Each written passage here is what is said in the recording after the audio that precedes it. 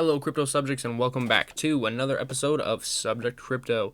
I'm your host, Ethan, and today we got some big news. It's the first day of the month, and Bitcoin hit $12,000 once again. And Ethereum is up 9.78% in the last 24 hours, sitting them at $477. Big news. Other big players are also doing very well as well. They're doing great. And so if you've invested in any of these top projects, then you are doing well, and I am proud of you guys for doing so. Going on to the chart, just a quick look here. We are bouncing around in a channel. I should have little organized this chart a little bit before. But we bounced off the bottom of this channel here to retest the mid-range and potentially go back up and fight the 12.5. And then inevitably the 13. Once we get to the 13, I don't think there's much stopping us from the 14,000. And once again, these numbers are critical, the 14,000 area, because back on June 27th, 2019, we peaked out at about $14,000. So bringing us out of our bear trend of the last year, and that would be significant news. Other than that, the momentum is picking back up, and the stochastic RSI is also looking very positive as well. So we got some good things coming.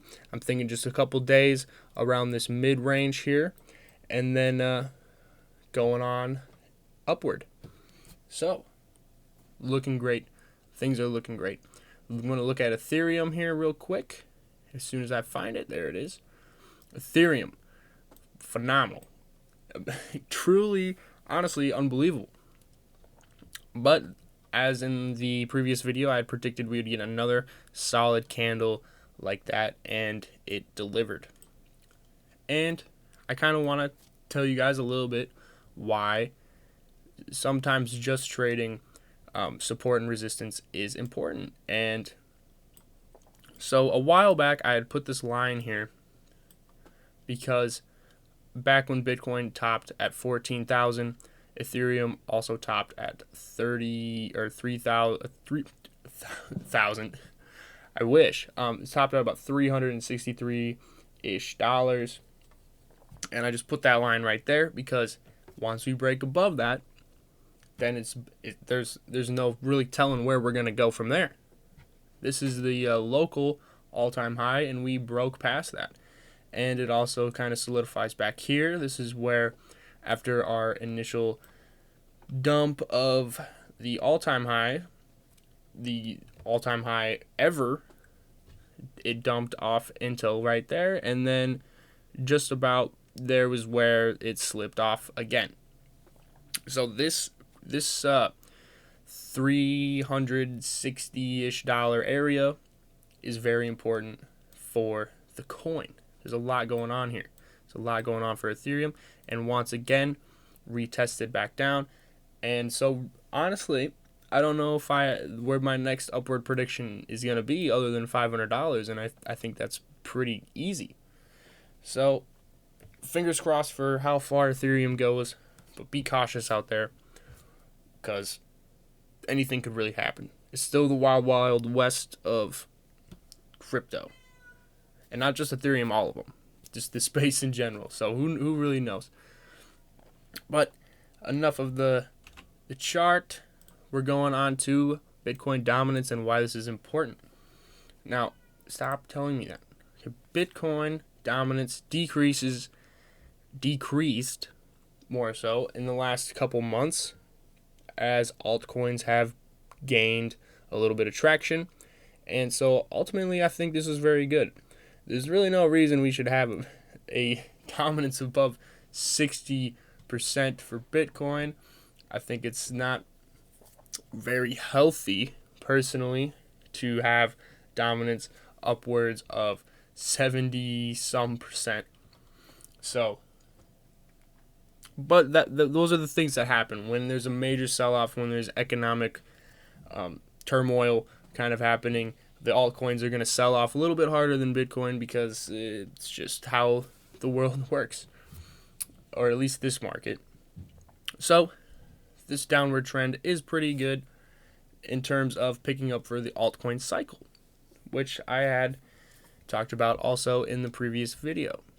So these are good news, good news, good news. Going on to DeFi, we got wrapped Bitcoin locked up in DeFi, hits $400 million. And so there's currently 33,762 wrapped Bitcoin, which is Ethereum's tokenized version of it.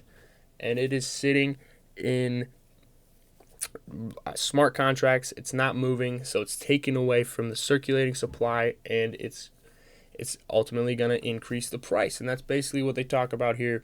I just kind of wanted to bring that to your guys' attention. And also, Bitcoin isn't really the biggest coin in the decentralized finance world. There's many protocols that are taking part in it, and it's still a big deal. This is still a big deal that there's this many wrapped Bitcoin locked up in the DeFi. Going on to the last article, it's about Chainlink, and I thought this was super important because there's a lot of Chainlink holders, and Chainlink has been gaining a lot of momentum over the last few months, and a lot of great things have been coming out from them. So basically, what has happened is Chainlink is now powering all the price data for the DeFi exchange, Synthetics. And what does Synthetics do? They're an exchange. A lot of people don't know about them, but what they do is they have a token, and it's pegged to prices of other tokens or other currencies, such as the British pound or euros. And in the future, they want to do like oil or food contracts, commodities, and things like that as well. So very cool, very cool. So Chainlink now powers the data for them, and yeah, more upward price action for Chainlink? Question mark. But that's everything I had for you guys today. If you want to check out Synthetics, they got their website here. It's Synthetics. Let me check it out. Synthetics.io. Spelled just like this with the X at the end, and not how you would actually spell it, but close.